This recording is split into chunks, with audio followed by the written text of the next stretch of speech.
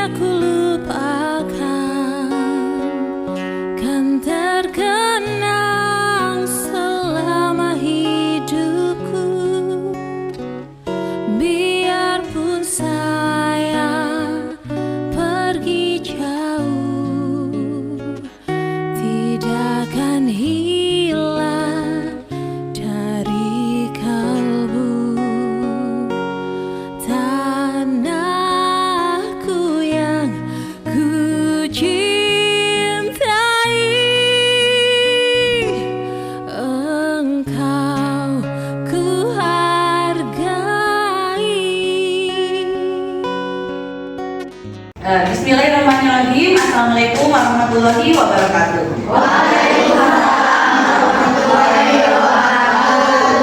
Terima kasih atas kehadiran Bapak, Ibu guru, dan anak-anakku sekalian. Hari ini saya Perawati Anggraini dari SD Parupai, calon guru penggerak angkatan ke-8, akan mendiseminasi modul 1.4 budaya positif sekolah.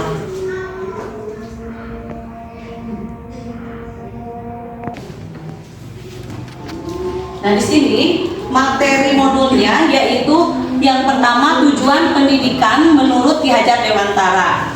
Yang kedua, perubahan paradigma belajar. Yang ketiga, disiplin positif. Yang keempat, motivasi perilaku manusia. Yang kelima, kebutuhan dasar. Yang keenam, posisi kontrol. Yang ketujuh, keyakinan kelas. Dan yang kedelapan, restitusi. Nah, untuk yang pertama yaitu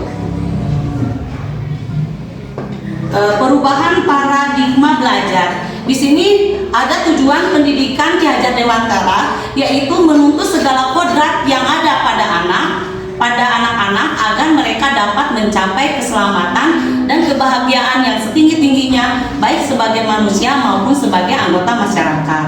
Dan yang kedua, mendidik dan mengajar adalah proses memanusiakan manusia, sehingga harus memerdekakan manusia dan segala aspek kehidupan baik secara fisik, mental, jasmani, dan rohani. Pendidikan anak harus sesuai kodrat alam dan kodrat zamannya.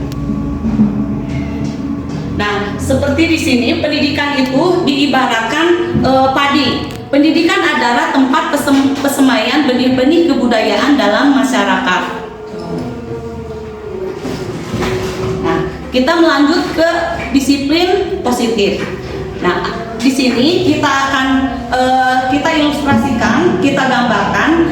Ada misalnya Anda A dan B, Anda dan teman Anda. Sobeklah secari kertas kecil, tulis benda atau sesuatu yang sangat berharga untuk Anda. Letakkan salah satu tangan Anda dan genggam benda atau sesuatu yang segala daya buatlah kepalan. Teman Anda yaitu B akan mencoba sekuat tenaga dengan berbagai cara untuk meminta Anda memberikan benda tersebut. Yang B itu bisa memujuk, mengancam, merayu, menyuap, apa saja yang dapat membuka kepalan tangan Anda. Jadi misalnya ada secari kertas. Nah, secari kertas dituliskan misalnya itu diibaratkan benda berharga. Kita genggam. Nah, misalnya teman ibu buka gitu ya sekuat tenaga, berarti otomatis kita itu dengan sekuat tenaga menahan ya gitu ya sampai dibuka-buka gitu kan nggak bisa. Nah, itu nanti ada ilustrasinya. Nah, di sini apa yang terjadi? Apakah ibu atau B menutup tangan Anda? Mengapa? Apa alasan Anda atau B tetap menutup kepala Anda? Dalam kegiatan ini, sesungguhnya siapa yang memegang kendali atau kontrol yang membuka atau menutup kepalan tangan? Jadi siapa yang memegang kendalinya? Kita ya. Kalau dibuka tetap susah. Jadi kita yang memegang kendalinya atau kontrolnya ya. Nah, menurut teori William Glasser dalam kontrol teori meluruskan beberapa miskonsepsi tentang makna kontrol. Yang pertama, ilusi guru mengontrol murid, gitu ya. Yang kedua, ilusi bahwa semua penguatan positif, efektif, dan bermanfaat. Yang ketiga, ilusi bahwa kritik dan membuat orang merasa bersalah dapat menguatkan karakter. Yang keempat, ilusi bahwa orang dewasa memiliki hak untuk memaksa. Jadi kita bisa aja memaksa misalnya terus gitu ya, bisa diancam, bisa istilahnya mah bisa saja dibunuh gitu ya, gitu. Nah, di sini ada perubahan paradigma stimulus respon dan teori kontrol. Di sini stimulus respon realitasnya kebutuhan kita sama. Terus semua orang melihat hal yang sama. Kita mencoba mengubah orang agar berpandangan sama dengan kita. Perilaku buruk dilihat sebagai suatu kesalahan. Orang lain bisa mengontrol saya bisa mengontrol orang lain. Jadi berkaitan ya. Pemaksaan ada pada saat bujukan gagal. Model berpikir menang atau kalah. Jadi ya begini ya. Terus teori kontrolnya. Di sini realitas kebutuhannya kita berbeda. Ya, setiap orang memiliki gambaran berbeda. Kita berusaha memahami pandangan orang lain tentang dunia. Terus semua perilaku memiliki tujuan. Hanya Anda yang bisa mengontrol diri Anda. Terus Anda tidak bisa mengontrol orang lain. Kolaborasi dan konsensus menciptakan pilihan-pilihan baru. Model berpikir menang. Pokoknya ingin menang gitu ya. Nah, di sini ada disiplin. Apa sih makna dari disiplin? Jadi disiplin berasal dari bahasa Latin, yaitu disiplina, artinya belajar. Disiplin diri membuat orang menggali potensi menuju sebuah tujuan apa yang dia hargai. Namun dalam budaya kita, makna kata disiplin telah berubah menjadi sesuatu yang dilakukan seseorang pada orang lain untuk mendapatkan kepatuhan. Kecenderungan umum adalah hubungan kata disiplin dengan ketidaknyamanan, bukan dengan apa yang kita hargai atau pencapaian sesuatu tujuan mulia. Jadi kecenderungan umum di situ ketidaknyamanan itu karena bisa saja disiplin tersebut membuat kita tidak nyaman. Misalnya kita pinginnya datangnya misalnya agak telat karena misalnya harus disiplin, harus datangnya tepat waktu. Ada ya di antara kita ini kadang nanti misalnya nyaman gitu, nah itu di situ ya itu. Nah, disiplin adalah kemampuan memerintah diri dalam mengontrol atau menguasai diri untuk memilih tindakan yang mengacu pada nilai-nilai kebajikan yang kita hargai dengan penuh tanggung jawab tanpa perintah orang lain. Misalnya kita mau datang tepat waktu, kalau kitanya misalnya bertanggung jawab pada diri kita sendiri, berarti kita sadar dengan diri kita sendiri. Jadi tidak usah dipaksa orang lain, tidak usah misalnya ada tata tertib. Kalau kitanya sadar mah langsung aja dengan tanggung jawab kita datang tepat waktu gitu ya. Nah, di sini ada nilai-nilai kebajikan, yaitu nilai-nilai yang kita hargai dan sifat-sifat positif manusia yang merupakan tujuan mulia yang ingin dicapai setiap individu. Nilai yang kita dicapai setiap anak Indonesia dikenal dengan profil pelajar Pancasila. Yang pertama, beriman bertakwa kepada Tuhan Yang Maha Esa, mandiri, benalar kritis, berkebinekaan global, bergotong royong, dan kreatif.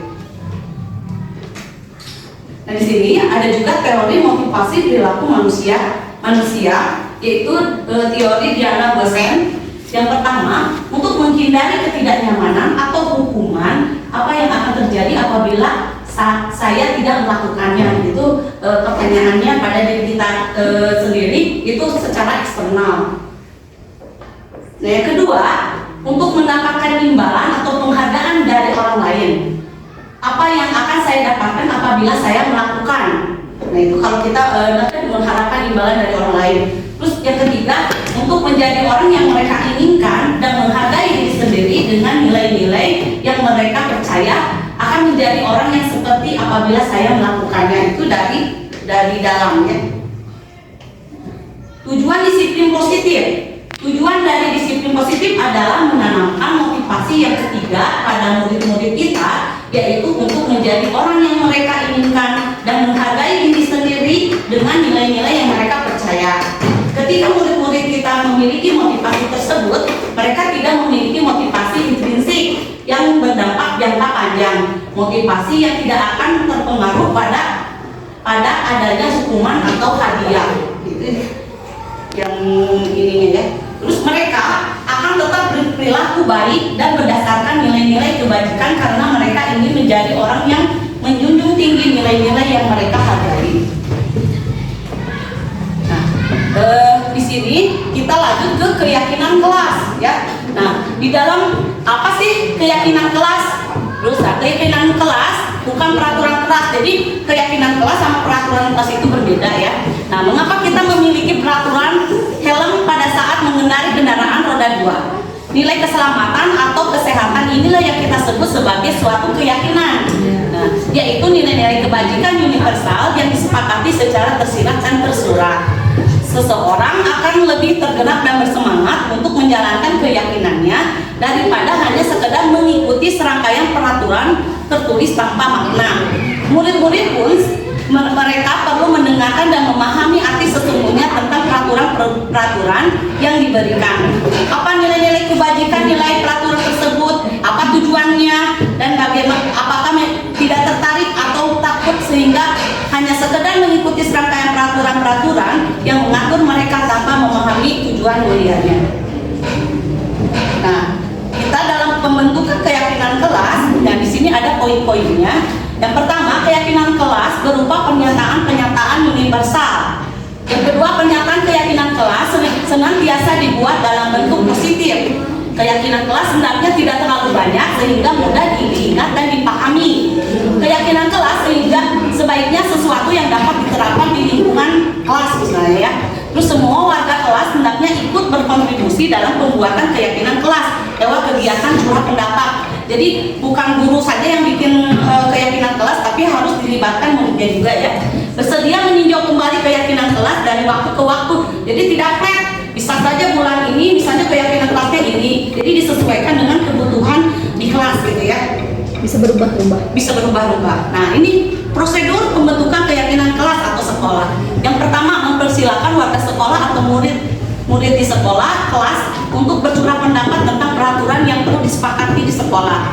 Mencatat semua masukan-masukan para murid. Susunlah keyakinan kelas sesuai dengan prosedur pembentukan keyakinan kelas. Gantilah kalimat-kalimat bentuk negatif menjadi positif. Contoh, kalimat negatif jangan berlari di kelas atau koridor. Nah, itu diganti dengan berjalannya di kelas atau koridor. Jadi jangan ada kata-kata yang negatif ya.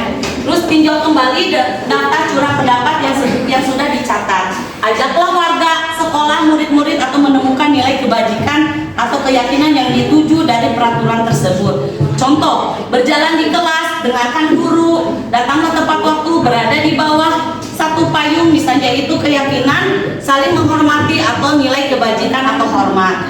Ya, kita lanjut. Nah, ini contohnya, contoh keyakinan kelas. Misalnya ini ya, berbicara jika diperlukan dan memperhatikan guru. Berarti tidak boleh ribut gitu ya. Nah, itu yang kalimat negatifnya tidak boleh ribut. Berarti berbicara jika diperlukan dan memperhatikan guru.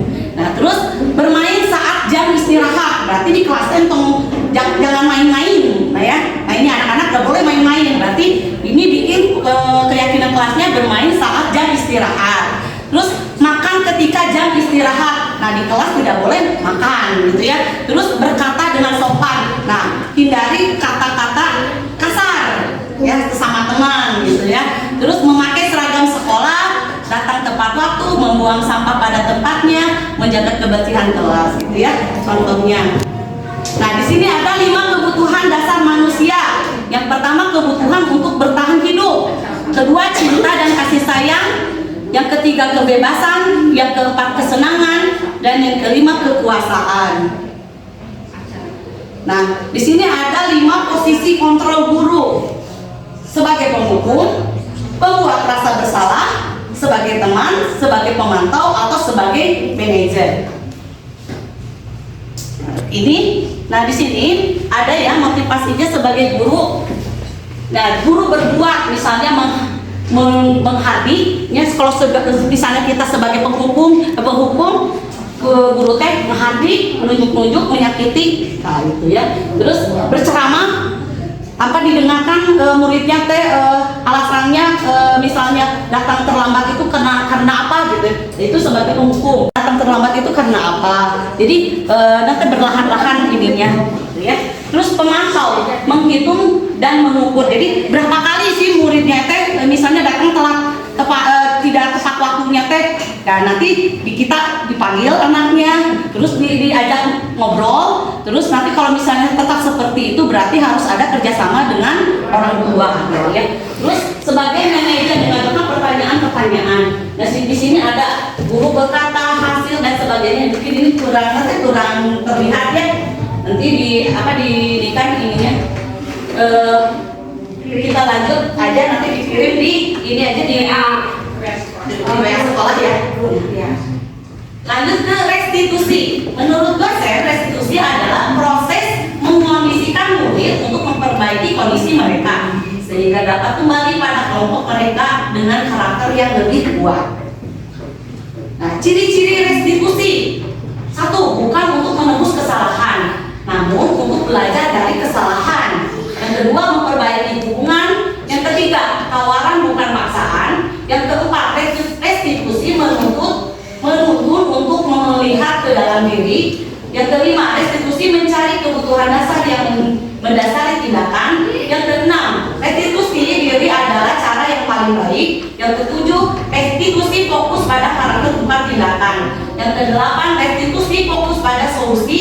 Dan yang kesembilan, restitusi mengembalikan murid yang berbuat salah pada kelompoknya. Nah, di sini ada segitiga restitusi. Yang pertama itu menstabilkan identitasnya. Yang kedua, validasi kebutuhannya, dan yang ketiga menanyakan keyakinan kelas gitu ya. Jadi kalau misalnya kita ada anak, misalnya ada kasus, itu divalidasi dulu identitasnya, kenapa, karena apa, terus dicari latar belakang dari kesalahan itu karena apa gitu ya, pasti ada alasannya. Dan yang ketiga, kita menyadarkan apa sih, misalnya anak tersebut seperti datang tidak tepat waktu, karena itu sudah melanggar keyakinan kelas.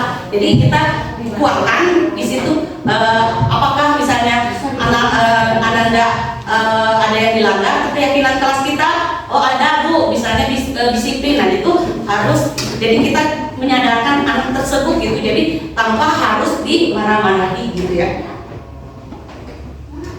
Nah, di sini menstabilkan identitas. Bagian dasar dari segitiga bertujuan untuk mengubah identitas anak dari orang yang gagal karena melakukan kesalahan menjadi orang yang sukses. Kalau kita ingin dia menjadi reflektif, maka kita harus meyakinkan si anak dengan cara mengatakan kalimat-kalimat seperti ini. Berbuat salah itu tidak apa-apa, tapi sebaiknya harus gini gitu ya. Tidak ada manusia yang sempurna. Nah, terus saya juga pernah melakukan kesalahan seperti itu. Kita bisa menyelesaikan ini dan sebagainya gitu ya. Kata-kata untuk istilahnya menstabilkan identitas. Jadi memang salah juga nggak apa-apa, tapi harus diperbaiki gitu.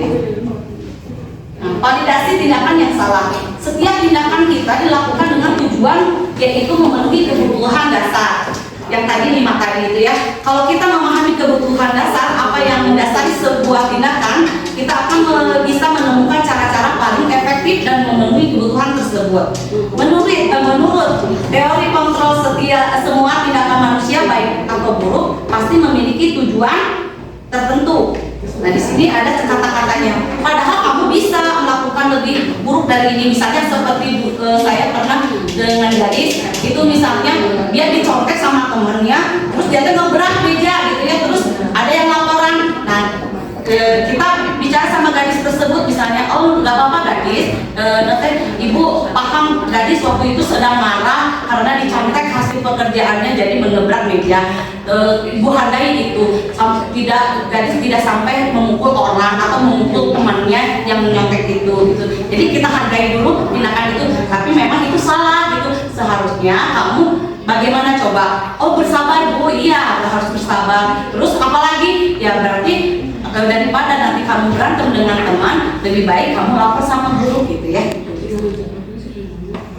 Menanyakan keyakinan.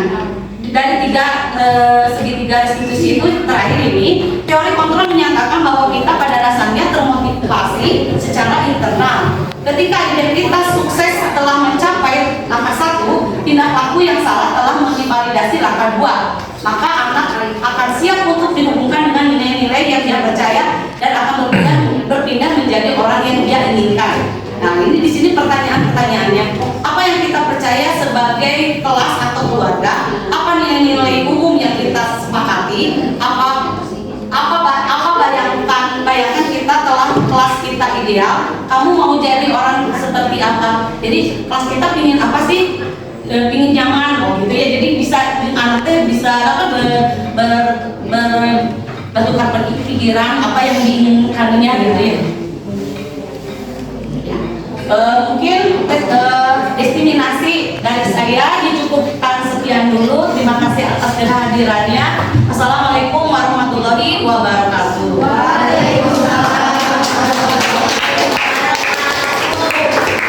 Bismillahirrahmanirrahim. Assalamualaikum warahmatullahi wabarakatuh. Waalaikumsalam warahmatullahi wabarakatuh.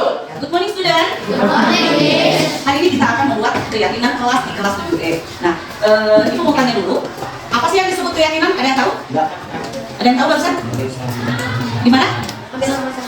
Ya, hampir sama dengan peraturan. Oh iya. Nah, itu mirip ya, keyakinan dengan peraturan. Nah, kalau peraturan itu hanya di satu arah gitu ya. Tapi kalau keyakinan kita dibikin bersama-sama. Ya. Nah, nanti ibu akan memberikan stick note ini satu persatu. Kalian tulis apa saja yang akan dijadikan keyakinan kelas kita ya. Boleh misalnya satu atau dua ya, satu atau dua keyakinan. Kalau misalnya satu juga boleh ya. Nah, nanti kita diurutkan.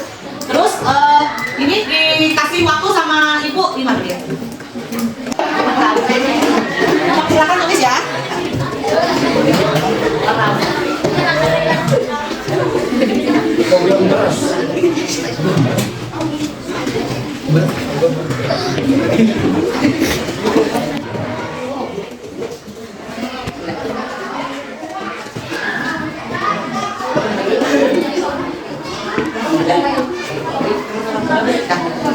Terus kata.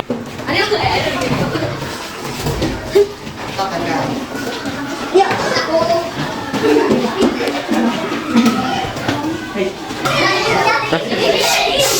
Anak-anak di sini kita lihat dulu keyakinan kelas 7E. Nah, ini dari keyakinan yang pertama, saling menghargai teman, sopan santun saat berbicara dan datang tepat waktu. Gitu ya, di situ ada saling menghargai teman, sopan santun, datang tepat waktu. Datang tepat waktu maksudnya ke disiplin ya. Terus keyakinan kelas, sopan santun, tidak boleh memotong pembicaraan. Ya. Nah, di sini tidak mengejek teman, tidak menyontek, tidak boleh melanggar peraturan sekolah atau kelas, tidak mengobrol saat ibu guru sedang menerangkan materi. Nah, untuk membuat keyakinan kelas itu, kalimat negatifnya diganti dengan kalimat positif. Kalau misalnya tidak boleh menyontek, jadi diganti dengan jujur saat mengerjakan ulangan. Gitu ya. Jadi diganti. Nah, kita akan tulis ya. Di sini ada datang tepat waktu. Ibu tulis datang tepat waktu.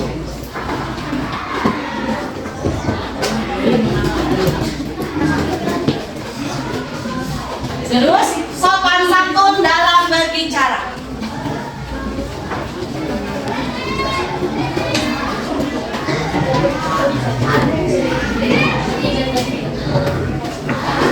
Nah, itu sudah termasuk tidak boleh memotong pembicaraan teman ya. Terus mendengarkan guru saat menjelaskan. Itu masuk ke sopan santun dalam berbicara. Nah, ya. Saling menghargai sesama teman.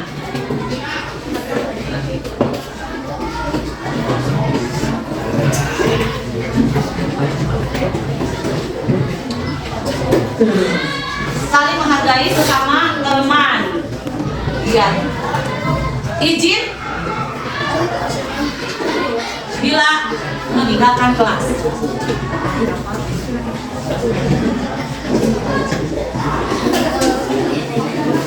Yang kelima, menjaga kebersihan kelas. Ya, di sini ada menjaga kebersihan kelas.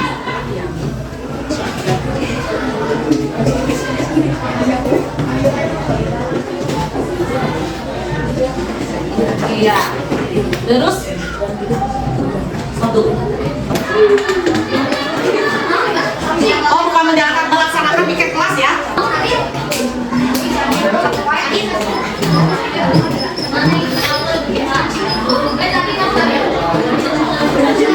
Nah, sekali lagi ada 7 poin keyakinan kelas yang sudah ibu di sini sudah ibu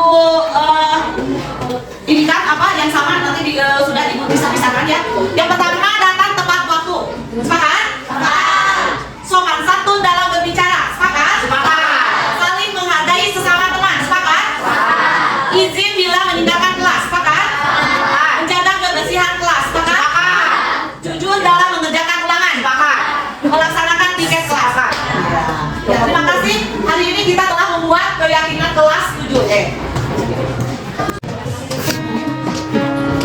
Ya, selanjutnya yang di belakangnya cok tadi antri. tanah air ku tidak lupakan Yuk. dan terkenang selama hidup biarpun